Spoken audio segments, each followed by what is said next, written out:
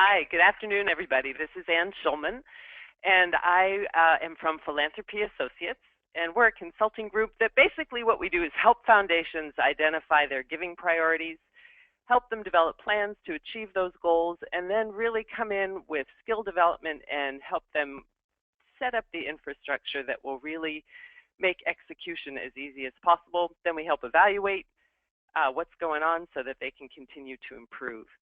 And the question I have for you on the next slide is, what do all these organizations have in common? Large and small family foundations, large and small nonprofits, large and small corporations, academic organizations, and government. I've worked with them all, and they all share one real challenge, which is decision making. It's often a mess. And so the focus of today is to try to really pull apart that complex, messy process and give you a few key things to think about and to work on with your boards and with your staff. So in the next slide, it says, isn't it a bummer when these things happen? And I would guess that pretty much everybody listening has been in one of these situations where a decision's made at a board meeting and then somebody who wasn't there or somebody who was actually unhappy with it undoes it, and you feel like you have to start over again.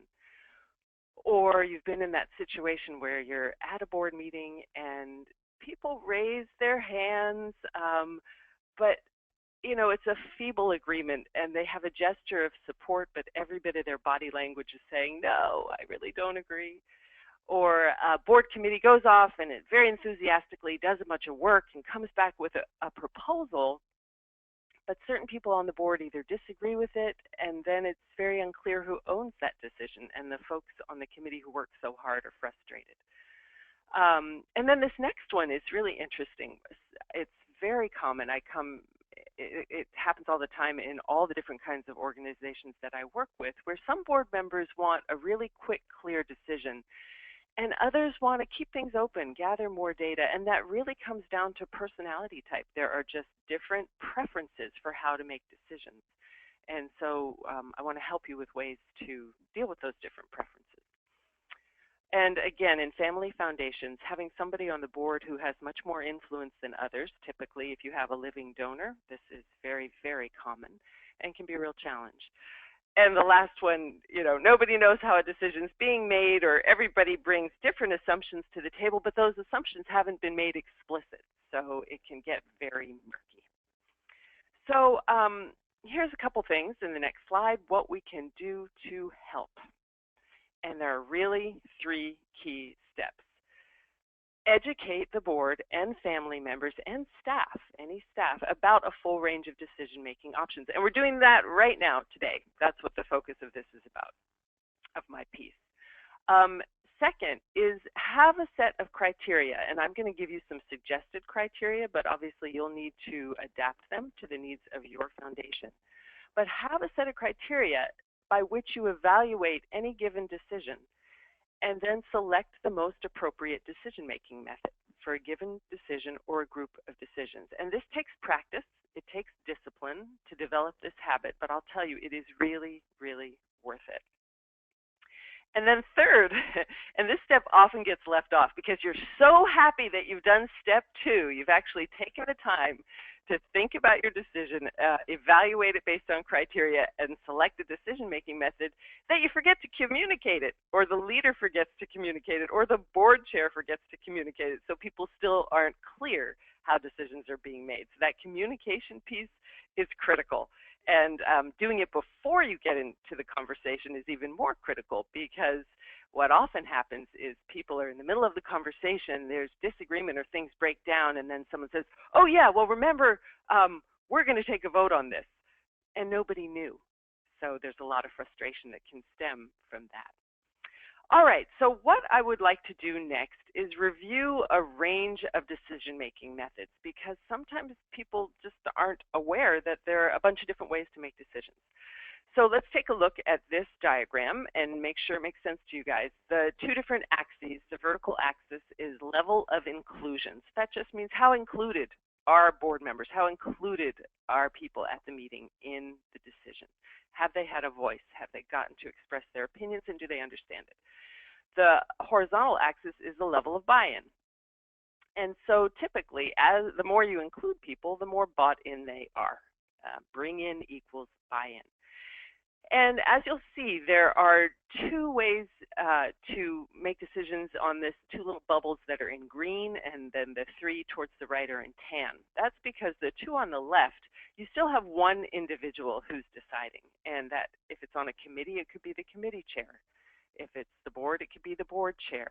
If it's a staff decision, it could be the executive director. And that person can either make a decision unilaterally or with some input. And I thought we might use a very typical example to walk through these, which is, let's say your board is facing the decision of whether to bring non-family board members onto the board.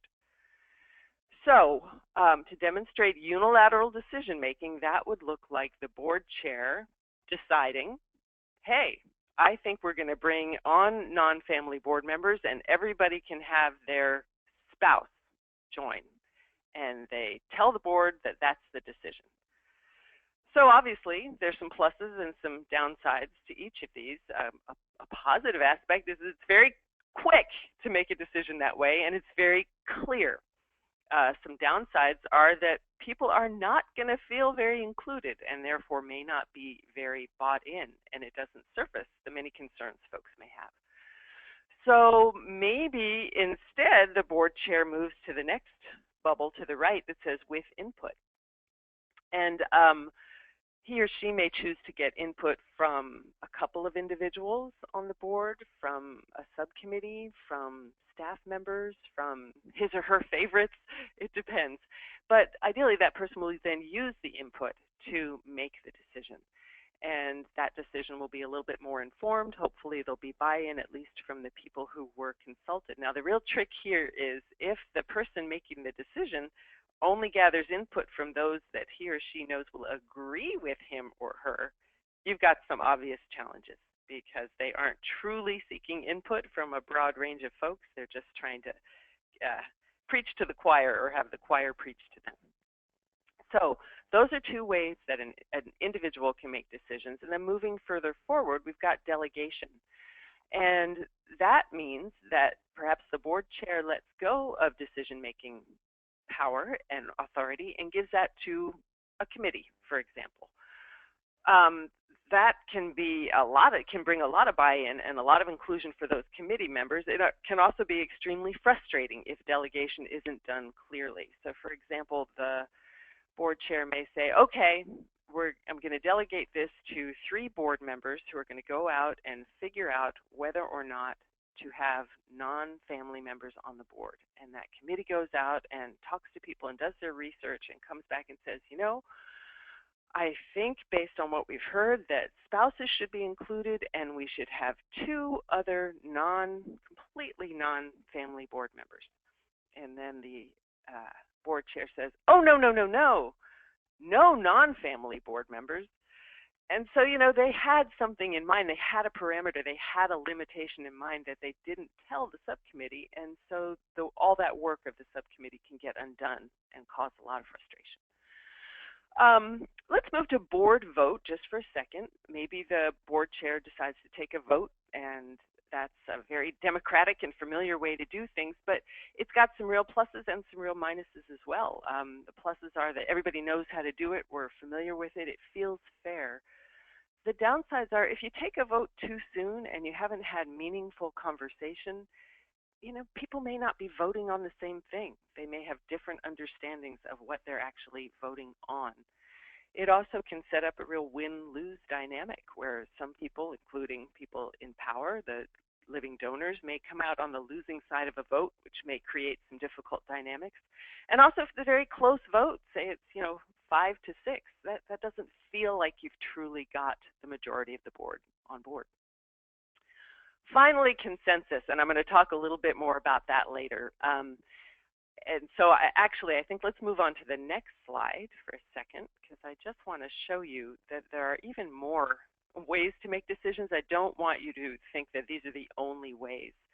So you can decide and announce and make sure to give your rationale for your decision. gather input from a single individual or individuals, gather input from a whole group together. You can vote, you can have two-thirds majority or majority, delegate with guidelines, and then finally you can strive for consensus. And this is what lots of nonprofits, lots of foundations, and especially small family foundations are striving for. And because we're family after all, and we want to all try to agree as much as possible. The thing to keep in mind is as the level of involvement in decision-making increases, as you move up this row of bubbles, so does the level of ownership. So that's what we're often striving for.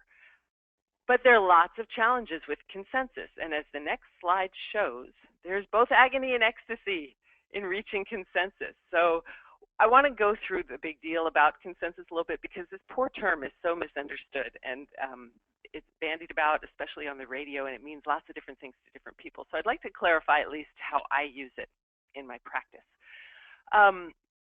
Consensus decision-making basically means that everyone involved really understands what the decision is that they're facing. There has been enough time and enough conversation so that everyone has the same understanding.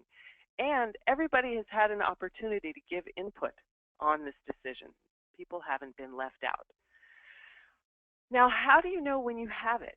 Consensus means that everybody is willing to go along with a decision, both in their words and in their actions. So it may not mean that every person gets exactly what specific things they were vying for. Maybe not every I is dotted and every T is crossed. But based on what they've heard and the different positions and interests that have been represented in the conversation, they think it's a good decision and they're willing to support it. So that takes time. And Jason, if you don't mind, if we could pop up to the previous slide for a second. Thank you. So when you're striving for consensus, you need to have two things. And I'll repeat this a couple of times. You need to have a time limit, and you need to have a fallback decision-making method. A time limit and a fallback decision-making method. Time limit because, if people disagree, they can talk for hours. You got lots of persuasive folks in our groups. They can just talk and talk and try to convince each other for a very long time. So you need to set a limit, whether it's an hour or a day, set a limit. And up front, communicate to the group if we don't genuinely agree. If we can't truly reach consensus, let's have another way to reach this decision so we aren't stuck and we don't have deadlock. Now, ideally, you're not going to fall all the way back down to decide and announce where a leader or a board chair doesn't really take any of the input into account. But you might fall back to that person making the decision based on all the information he or she has gained from the consensus conversation. So I hope that makes sense. Please raise questions at the end if you have any, because it's super important. So many of us use consensus, but we don't have a fallback. We don't have a time limit. And so you don't have it in the next slide when you leave the board meeting thinking people have agreed and they have little side conversations, or they actually don't follow through on their work, or somebody's really unhappy and griping. You didn't have genuine consensus. You just had people giving in because they were tired or frustrated or wanted to move on. So here's the $64 million question. What is the best way for foundation boards to make decisions? And as the next slide shows, there is no one right way. This is about building your decision-making muscles, flexing them, being flexible, and recognizing that each of these ways to make decisions has advantages and has disadvantages. So here's my advice for you is don't fall into what I call a decision-making coma, where you make all the decisions the same way, because different things require different levels of involvement from people. If you're trying to decide, what kind of paper to order for the office, just decide and announce and don't get everyone involved. But if it has to do with something really important about next generation inclusion or how committees are going to work, then you want to head towards the right and maybe work for consensus. As mentioned before, choose and communicate the decision-making method before any discussion begins so that everyone feels treated fairly. And then make sure your decision-making method fits the decision. Make sure it fits. What I mean by that is captured on the next slide. The criteria that I often use and recommend for you, and also recommend that you tailor them to fit your needs, is to think about these things, these factors. How important is the decision?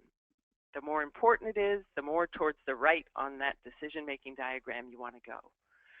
How much time do you have available? If this is urgent, you may not have the time to have enough conversation to reach consensus. So maybe you just need to gather input from a couple of individuals and move on. What are family and board dynamics around this particular topic? This is huge, and there's no right answer. But knowing whether folks are capable of having a productive conversation or not will really guide your choice of decision-making method. What information do you need? Who needs to be at the table to bring this information? Maybe it's folks outside of your board. What's tradition, and how risky is it to break with tradition? And how explicit do you need to be if you're going to break with tradition?